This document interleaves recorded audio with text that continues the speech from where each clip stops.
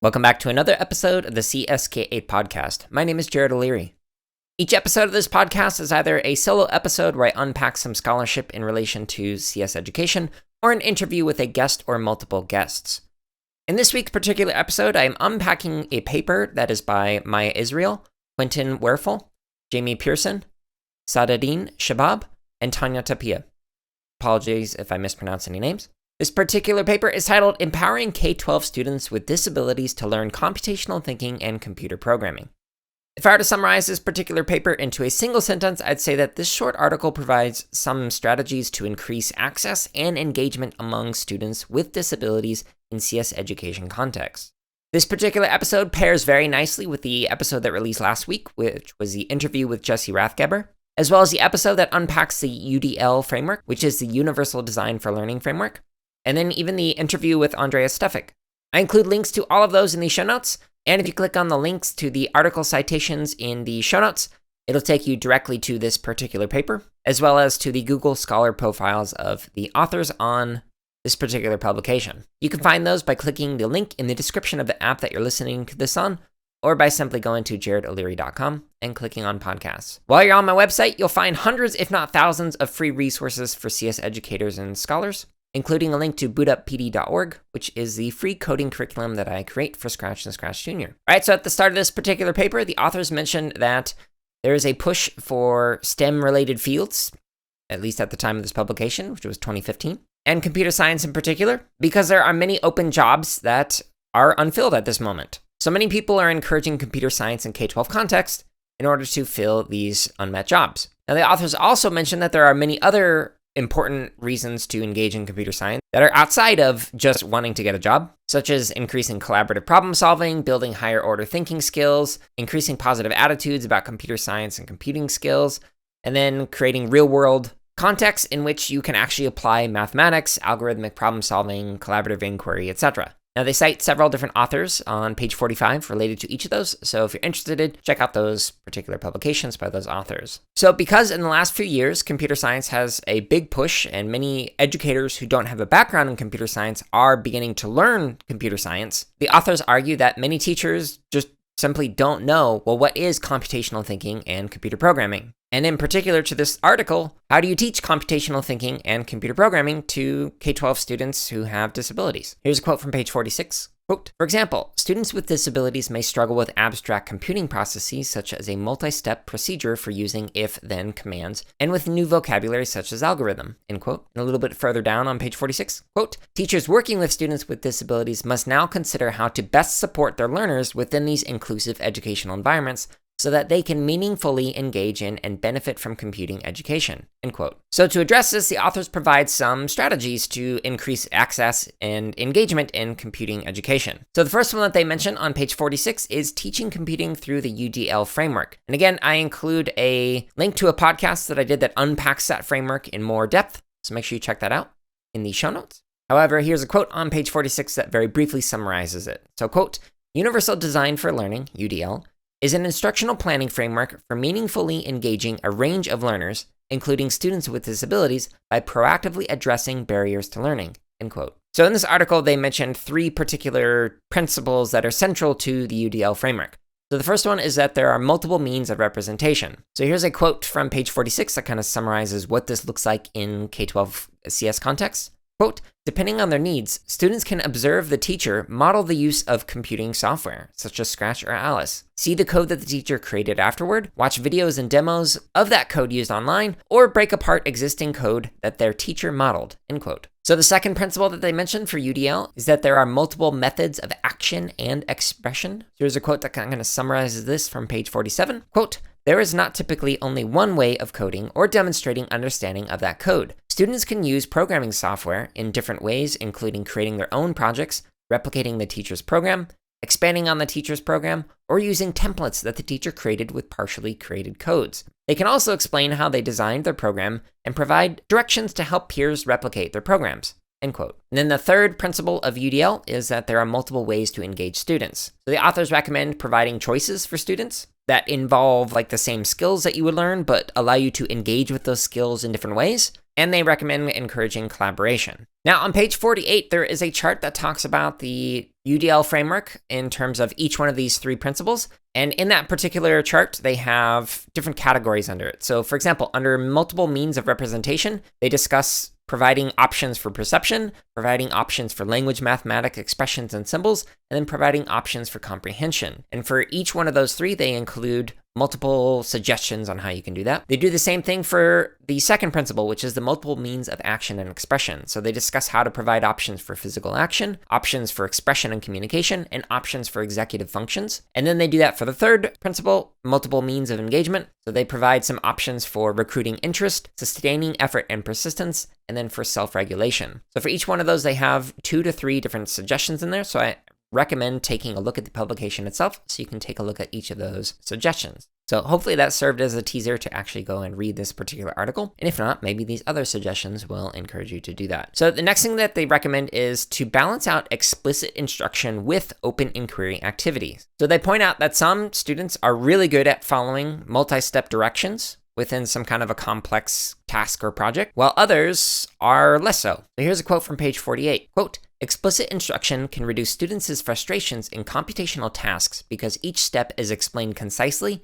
and monitored until students have mastered the step. Allowing students ample opportunities to develop and practice skills that have been taught is an essential component of delivering effective instruction. With that said, it is important to balance explicit instruction of discrete skills with open-ended inquiry for students to have the opportunity to use skills learned through explicit instruction to engage in open-ended problem-solving computing tasks," end quote. So I've mentioned many times on this particular podcast, I really like the approaches around rhizomatic learning, around self-directed, etc., making it so that it's open-ended, kids can explore their interests, yada, yada, yada. However, some students don't do very well with that. They prefer to have explicit instructions, while other students don't do well with explicit instructions. So one of the things that I do with Boot Up's curriculum that I create is make it so that you can go with explicit instructions, where I walk you through step-by-step how to do something with a video or through a visual guide or even through text for educators. Or you can do more open-ended. You can like reverse engineer a project, or you can just look at it and go,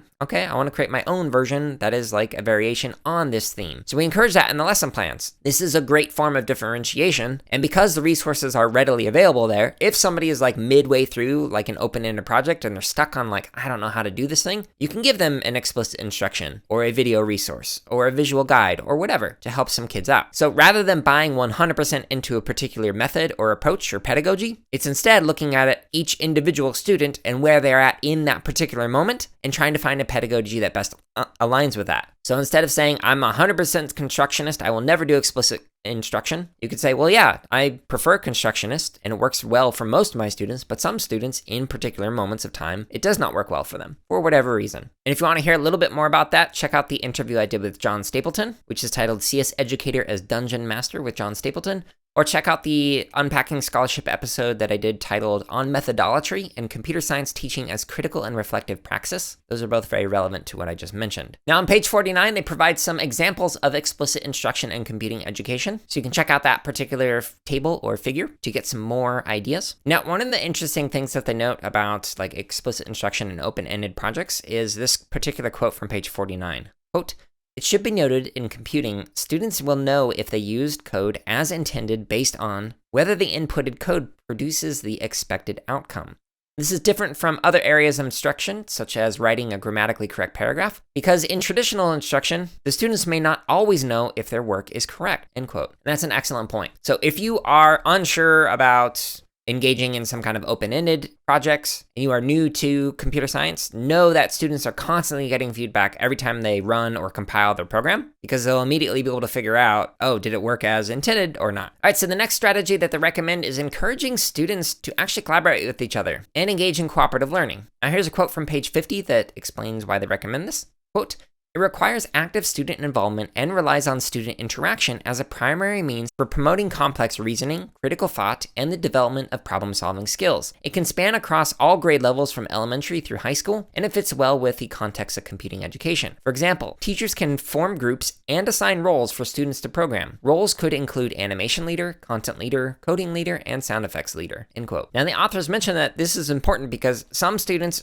might do really well in one aspect of programming, but might struggle in another aspect. And that goes for anyone, not just students with disabilities. So it's just good pedagogical practice. So if students are able to work together in groups with complementary strengths and weaknesses in terms of understanding or abilities in programming or computer science, this can kind of help out some students who might struggle in some areas while others might excel in those areas. Now, the next strategy that they recommend is student-to-student help seeking. So having it so that students are asking each other questions and getting help from each other is a really good strategy that I recommend. So for example, I had a thing up on the board that for every class it said your first thing to do when you need help is to check the resources. So if there was a help section or a manual or something, like a tutorial or a guide to help you, check that again, see if it answers your question. The next 2 steps were to ask 2 different peers in the class for some assistance. And then the final step was to ask myself if they needed some help. Often when they would ask me a particular question that I knew another student can answer, I would pair them with it. Be like, oh, you want help with player controls? Okay, well, Susie over here is really good at player controls. So Susie, can you help out Johnny over here with this particular problem that they're having? However, one of the things that the authors mention, and that I really resonates with me, is that you need to encourage some kind of collaborative discussions and maybe even some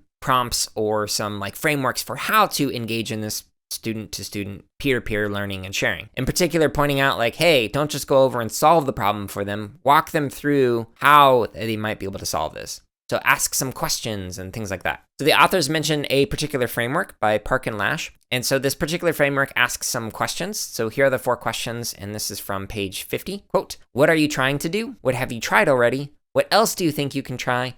And what would happen if ... end quote. So having students ask those questions to their peers can be really beneficial, and it encourages collaboration and discussion around computing and computer science. All right, so the last strategy that they recommend in this particular article is to experiment with different software and hardware to increase accessibility. There's a bunch of different assistive devices and technologies that can be used to help out students. Like for example, in the interview with Andreas Stefik, we talk about assistive technologies for coders who are blind. But this particular article provides some suggestions for some tools that might assist with fine motor challenges, memory challenges, and complex problem-solving challenges. So I recommend taking a look at the bottom right corner of page 51 to check out each one of those. All right, so this particular paper ends with a very short closing on some of their final thoughts, which leads me to segue into some of my lingering questions or thoughts after having read this particular short article. So the first one that I have is, what strategies did Jesse Rathgeber mention in the previous podcast that might work well with the strategies mentioned in this particular article? So if you haven't listened to that particular episode, it's about 2/3 of the way through, I believe, that Jesse starts mentioning some strategies in particular that are really beneficial for working with students with disabilities. However, Jesse didn't mention everything, and the authors didn't mention everything that might work really well. So another question that I have is, what other strategies have you tried that worked well with the students that you work with? And how might you be able to share those with other CS educators in the field? Whether it's presenting at CSTA, or a different computer science conference, or sharing it on social media, or in some kind of a group like CSTA's community that they are continuing to develop, etc. How might you be able to share those particular strategies and engage in a discussion on computer science and students with disabilities? And the last lingering question that I have that I kind of hinted at earlier is, how might these strategies benefit all students? So in other words, how might these strategies benefit students, not just students with disabilities? When reading through this, I was like, yeah, this is just really good pedagogical practices that are great for individualized learning, and not just students who might have a particular IEP, 504 plan, or whatever. So one of the things that I would recommend whenever reading an article like this or listening to somebody talk about any kind of a framework that is geared towards a particular group or demographic or marginalized identity or whatever, is try and think of how might that strategy just be beneficial for a broader context than a specific demographic. So in other words, how might you create a pedagogical toolbox that you can draw from for any given moment to assist students when you are working with them, or facilitating some kind of a learning experience. As not every single tool is going to work for every single student or every single context. So you might have a strategy that worked well for a student, then you come back a week or 2 later and you try that strategy again with the same student, and it might not work well because the context is different. All right, so those are some of my lingering thoughts. I hope you enjoyed listening to this particular article. I do recommend reading it,